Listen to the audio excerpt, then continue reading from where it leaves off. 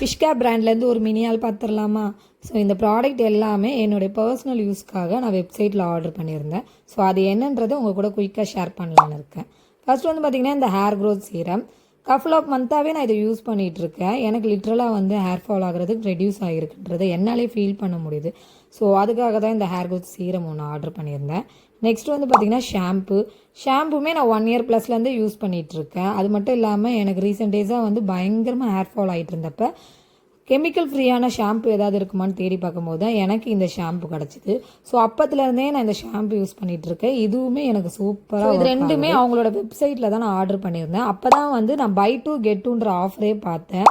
So அதுக்கப்புறம் தான் நான் சூஸ் பண்ணது பார்த்திங்கன்னா கண்டிஷ்னருமே வந்து இதுதான் நான் ஃபஸ்ட் டைம் இந்த பிராண்டில் ஆர்டர் பண்ணுறது. இதுக்கு முன்னாடி இந்த பிராண்டில் இருக்க கண்டிஷ்னர் நான் யூஸ் பண்ணது கிடையாது. ஸோ இதை பற்றி எனக்கு எந்த ஐடியாவுமே இல்லை.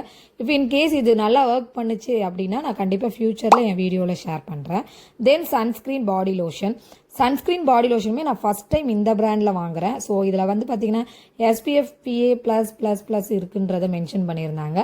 ஸோ இது எப்படி இருக்குன்ற ஐடியா எனக்கு கிடையாது.